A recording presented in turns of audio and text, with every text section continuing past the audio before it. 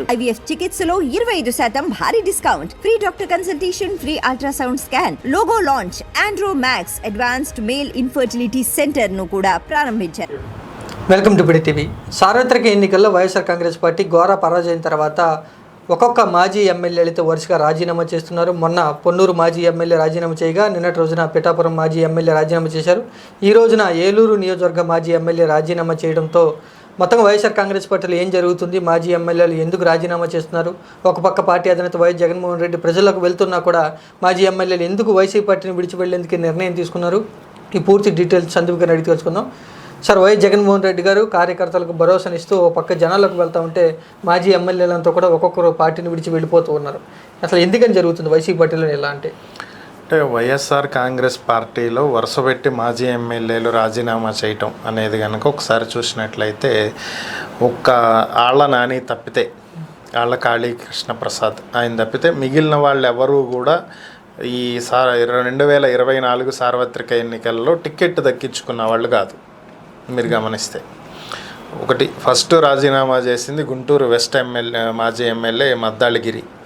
So ఆ ticket Chilakaluripet నియోజకవర్గంలో ఉన్నటువంటి విడుదల రజనీని తీసుకొచ్చి ఇక్కడ వేశారు. సో ఆల్రెడీ ఆమెకు చిలకలూరుపేటలోనే వ్యతిరేకత ఉంది. సో ఆమెను తెచ్చి ఇక్కడ పెడితే దానివల్ల వచ్చే ప్రయోజనం అయితే ఏముండదు. సో అదే జరిగింది.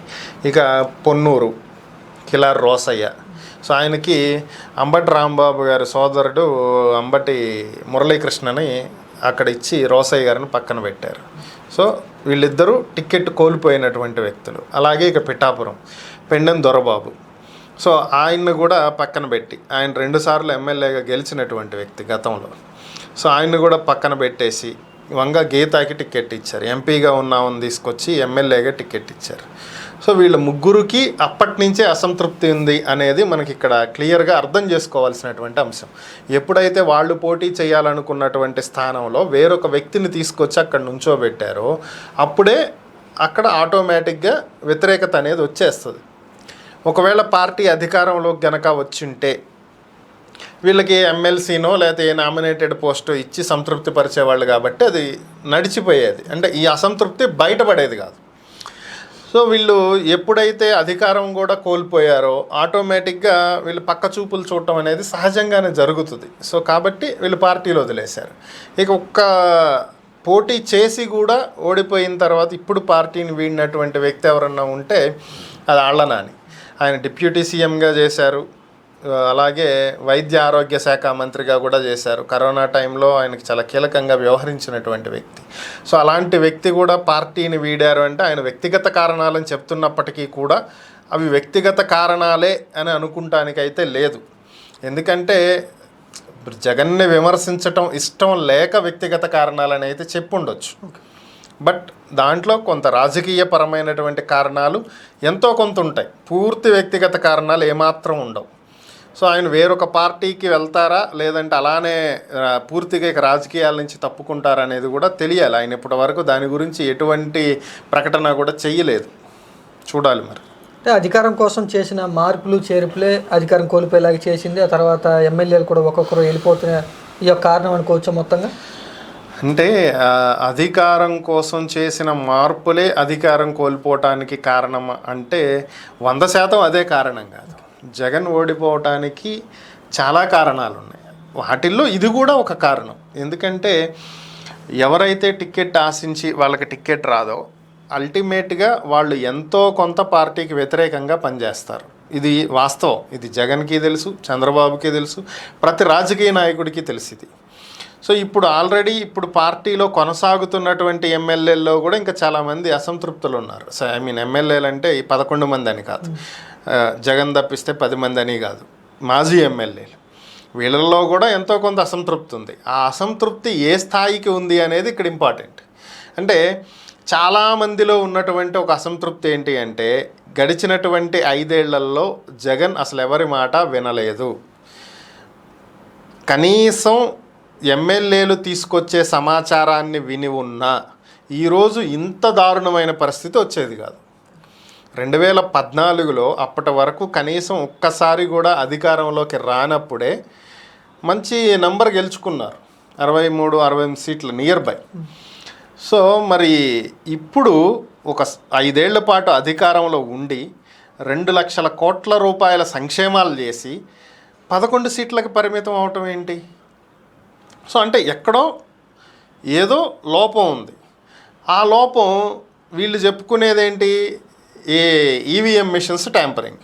కానీ వాస్తవాలు ఏంటి? కొంతమంది ఎమ్మెల్యేలు నేరుగా వచ్చి మాట్లాడేటువంటివి వాళ్ళ సోషల్ మీడియా ప్రొఫైల్స్లో కానీ లేదంటే ఎప్పుడైనా ప్రెస్ మీట్ పెట్టినప్పుడు కానీ కొంతమంది నేరుగా మాట్లాడుతున్నటువంటి వ్యవహారాలు ఏంటంటే జగన్ ఏకపక్ష ధోరణి, ఎవరు చెప్పింది వినకుండా ఆయన ఏదనుకుంటే అది చేసుకుంటూ పోవటం.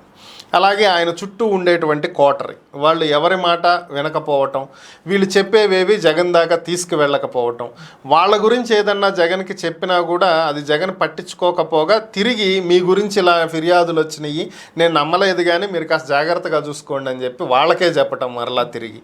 దానివల్ల ఆ కంప్లైంట్ ఇచ్చిన వాళ్ళు ఇబ్బందులు ఎదుర్కోవటం. సో ఇలాంటివి చాలాసార్లు జరిగినాయి, బయటకు వచ్చినాయి కూడా ఇలాంటివి కొన్నిసార్లు అయితే. సో ఈ కారణాలు ఇక పరిపాలనా పరంగా తీసుకున్నటువంటి కొన్ని అనాలోచిత నిర్ణయాలు వెరసి ఇవన్నీ కలిపి జగన్ ఓటమికి కారణాలైనవి. సో ఇంకా కొంతమంది అసంతృప్తులు ఉన్నారని చెప్పాను కదా, ఆ అసంతృప్తి వీటి వల్లే. ఈ కోటరీ వల్ల జగన్ ఎవరికి అందుబాటులో లేకపోవటం, కార్యకర్తల్ని విస్మరించటం, పూర్తిగా వాలంటీర్లనే నమ్ముకోవటం, సంక్షేమాన్ని మాత్రమే నమ్ముకుని అభివృద్ధిని పక్కన పెట్టేయటం. అంటే మరి ఇన్నాళ్ళు అభివృద్ధి చేసామని చెప్పుకున్నారు కదా అంటే చెప్పుకున్నారు, కాదని ఎవరంటారు. ప్రతి ఎమ్మెల్యే ప్రతి మినిస్టరు చెప్పాడు, నాడు నేడులో స్కూళ్ళు బాగు చేయలేదా, హాస్పిటల్స్ బాగు చేయించలేదా, ఇవన్నీ అభివృద్ధి కాదా అని. So these are infrastructure. So infrastructure డెవలప్మెంట్లో ఒక పార్ట్ మాత్రమే, మిగతావి అవి కూడా చూడాలి కదా. ఈ 5 ఏళ్లలో రోడ్ల మీద ఎంత వ్యతిరేకత వచ్చింది ప్రజల్లో, అది ప్రత్యక్షంగా కనిపించినటువంటి వ్యతిరేకత, కనీసం దాన్ని కూడా సరిదిద్దుకోలేకపోయారు. సో అలాంటి కారణాలు ఎన్నో ఉండుండొచ్చు.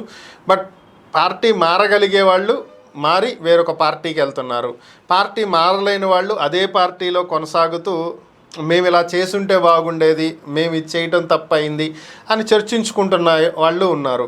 అసలు ఇవన్నీ మనకు ఎందుకులే సైలెంట్గా ఉన్న వాళ్ళు ఉన్నారు. సో అది పరిస్థితి. ఓ పక్క పార్టీ అధినేత వైఎస్ జగన్మోహన్ రెడ్డి ప్రజల్లోకి వెళ్తున్నారు, కార్యకర్తలు కలుస్తున్నారు, వారికి ఓదార్పునైతే ఇస్తారు. ఓ పక్క ఒక్కొక్కరుగా వరుస రాజీనామాలు చేస్తున్నారంటే వైసీపీ పార్టీ పూర్తిగా బలహీనపడుతుంది, లేకపోతే బలహీనపడింది అనేటువంటి విషయం తెలుస్తుందంటారు. వైసీపీ పూర్తిగా బలహీన పడింది అని అయితే అనుకోలేము. అంటే 11 సీట్లు వచ్చినంత మాత్రాన వైసీపీ పని అయిపోయినట్టేం కాదు. టీడీపీకి 23 సీట్లు వచ్చినప్పుడు వైసీపీ ఇదే అంది, నెక్స్ట్ 30 ఏళ్ళు జగనే అధికారంలో ఉండేది, ఇక టీడీపీ పని అయిపోయింది, ఇక బాబు సీఎం హోదాలో కూర్చుంటాం అనేది ఇక కలలో మాట అని. 5 ఏళ్ళు గిర్రం తిరిగి వస్తే ఏమైందో చూసాం. సో ఎవరిని అధికారంలో కూర్చోబెట్టాలి, ఎవరిని ప్రతిపక్షంలో కూర్చోబెట్టాలి అనేది ప్రజలు నిర్ణయిస్తారు. అది పార్టీలు కాదు నిర్ణయించేది, ప్రజల చేతుల్లో ఉంటుంది అది. ఇక జగన్మోహన్ రెడ్డి ప్రజల్లోకి వెళ్తున్నారు అంటే ఒకటి, ఆయన ప్రజల్లోకి వెళ్తున్నారనే దానికంటే కార్యకర్తలు ఎవరైతే దాడులకు గురవుతారో ఆ కార్యకర్తల్ని పరామర్శించడానికి వెళ్తున్నారని చెప్పుకోవచ్చు. ఆయన ముందుగా వెళ్ళింది వినుకొండ, అది ఆ పార్టీ కార్యకర్త హత్యకు సంబంధించినటువంటి అంశం. అది రాజకీయ కోణం అయితే దాంట్లో ఏం లేదు, బట్ దాన్నే హైలైట్ చేసి రాజకీయ లబ్ధి పొందాలనే ప్రయత్నం అప్పుడు చేశారు, అయిపోయింది అది.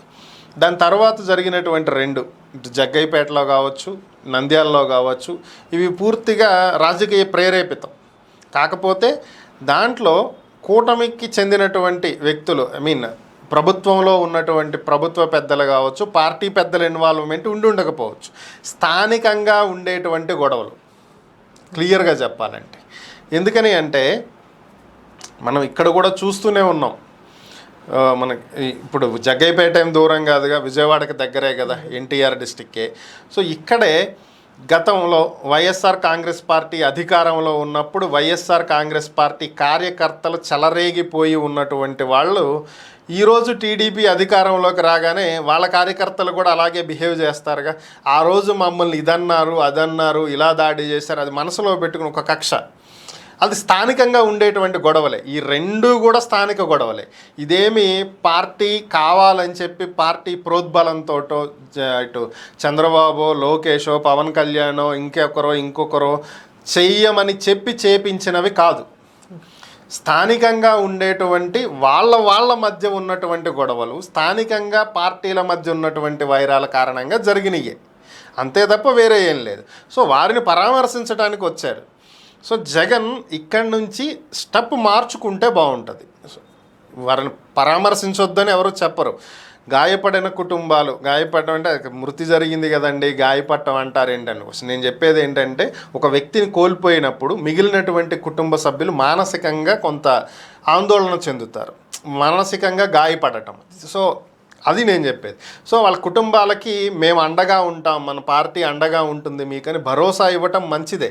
కానీ దాన్ని అక్కడతో ఆపకుండా కంటిన్యూగా తాడేపల్లిలోనే ఉండవు, కంటిన్యూగా ఒక్కొక్క నియోజకవర్గంతో రివ్యూ పెట్టుకుని ఈ నియోజకవర్గంలో మనం ఏం చేశాము, ఏం చేయలేదు, ఎందుకు ఈ నియోజకవర్గంలో మనం సీట్ కోల్పోవాల్సి వచ్చింది, ఇక్కడ ఏం చేయాలి, ఒక్కొక్క నియోజకవర్గానికి కొన్ని రోజులు కేటాయించండి. 2 రోజులు ఒక్కో నియోజకవర్గానికి, 175 నియోజకవర్గాలకి కేటాయించండి టైం. అన్నింటినీ రివ్యూ చెయ్యండి. సో స్థానికంగా అక్కడ పోటీ చేసినటువంటి వ్యక్తిని, అక్కడ ఉన్నటువంటి కార్యకర్తల్ని అందరితోటి మాట్లాడండి. సో అలాగే ప్రజలతో మమేకం అవ్వండి. గతంలో 2019కి ముందు జగన్కి అంత హైప్ రావడానికి కారణం ఏంటి? ప్రజలలో తిరగటం. పాదయాత్ర చేసినప్పుడు కంటిన్యూగా ప్రజలతోనే ఉంటూ వాళ్ళకి మీకు కరెంటు బిల్లులు పెరిగిపోయినాయి, నేను తగ్గిస్తాను, ఆర్టీసీ కార్మికులు ఇబ్బంది పడుతున్నారు, వాళ్ళని ప్రభుత్వంలో జాయిన్ చేస్తాను, ఉద్యోగులు ఇబ్బంది పడుతున్నారు, సిపిఎస్ రద్దు చేస్తాను, కళ్ళు గీత కార్మికులు ఇబ్బంది పడుతున్నారు, మీకు పెన్షన్ ఇస్తాను, నేత కార్మికులు ఇబ్బంది పడుతున్నారు, మీకు సంవత్సరానికి 25,000 ఇస్తాను, ఇలా ప్రతి ఒక్కళ్ళకి ఒక హామీ అనేది ఇస్తూ పోయాడు. అంటే ఇప్పుడు కూడా మళ్ళీ పాదయాత్ర చేసి అలవి కానటువంటి హామీలు ఇవ్వమని కాదు నా ఉద్దేశం. సంక్షేమ పథకాలను భారీగా ప్రకటించి ఆల్రెడీ అప్పుల్లో ఇరుక్కుపోయాం, ఇంకాస్త అప్పులు పాలు చేయమని కాదు. కాకపోతే ప్రభుత్వం తీసుకునేటువంటి నిర్ణయాలు ఎంతసేపటికి ఎన్నికల టైంలో అది ఇస్తామని హామీ ఇచ్చారు, ఇది ఇస్తామని హామీ ఇచ్చారు, అవి ఇవ్వట్లేదా, ఎగ్గొడుతున్నారు, ఇలాంటివి మాట్లాడకుండా అభివృద్ధి కోసం, ప్రజల జీవన ప్రమాణాలు పెరగటం కోసం, అంటే ఉద్యోగాలు వస్తే ప్రతి నెల జీతం వస్తుంది, ప్రతి నెల జీతం వస్తే వాళ్ళ బ్రతికేటువంటి లైఫ్ స్టైల్ కొంత మారుతుంది. సో అలాగే మంచి విద్యా అవకాశాలు, మంచి ఉద్యోగ అవకాశాలు, అలాగే స్టేట్ డెవలప్మెంట్కి పరిశ్రమలు, సంపద సృష్టిస్తామన్నారు కదా, ఏం మొదలు పెట్టారు మీరు? ఏ కంపెనీలు వచ్చినాయి? ఎన్ని పెట్టుబడులు తీసుకొచ్చారు? మరి మేము వైజాగ్లో బిజినెస్ సమ్మిట్ పెట్టి 13 లక్షల కోట్ల రూపాయలు ఇన్వెస్ట్మెంట్స్ వచ్చినాయి అని చెప్పాం గత ప్రభుత్వంలో. అవి ఎప్పుడు ల్యాండ్ అవుతున్నాయి? వాటికి సంబంధించి మీరు ఏమి నెక్స్ట్ స్టెప్ తీసుకుంటున్నారు? మేము ఉన్నప్పుడు ఇంత చేశాం కదా, దాని కంటిన్యూషన్ మీరు చేయాలి కదా. వీటి గురించి మాట్లాడాలి. కానీ చంద్రబాబు తప్పులు చేస్తాడు, శిశుపాలుడిలాగా ఆ తప్పులు చేసే వరకు మనం ఎదురు చూద్దాము, హామీలు అమలు చేయడు, అప్పుడు మనం ప్రశ్నిద్దాము. It's not matter of the political హామీస్. ఇవి కాదు ఇక్కడ కావాల్సింది. పొలిటికల్గా ఇచ్చేటువంటివి అవి జరగకపోయినా నష్టం లేదు, దానివల్ల ప్రభుత్వానికి భారమే తప్ప ఉరిగేదేం లేదు. సో పెన్షన్ 4,000 చేస్తామన్నారు, అది ముసలి వాళ్ళకి మంచిదే, ఓకే చేశారు కదా.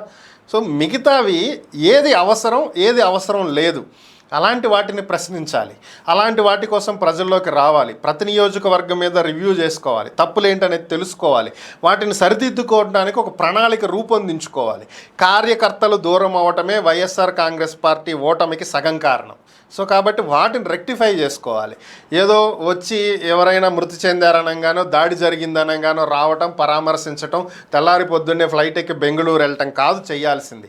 దానివల్ల పార్టీ బలోపేతం కాదు, పార్టీని బలపరుచుకోవాలి, అది ఇంపార్టెంట్. ఇప్పుడు వైఎస్ జగన్మోహన్ రెడ్డి రాజీనామా చేసినటువంటి మాజీ ఎమ్మెల్యేలు కానీ, లేదా పార్టీని విడిచి వెళ్ళిపోయేటువంటి ఎవరైతే సమాచారం ఉండిద్దో కొంత జగన్ దగ్గర, వారిని బుజ్జగించే ప్రయత్నం వైఎస్ జగన్మోహన్ రెడ్డి చేసే ప్రయత్నం ఏమైనా ఉందా, లేదా కొత్త నాయకులను తయారు చేసే అవకాశం ఉందంటారా? బుజ్జగించేటువంటి ప్రయత్నాలు అస్సలు చేయరు.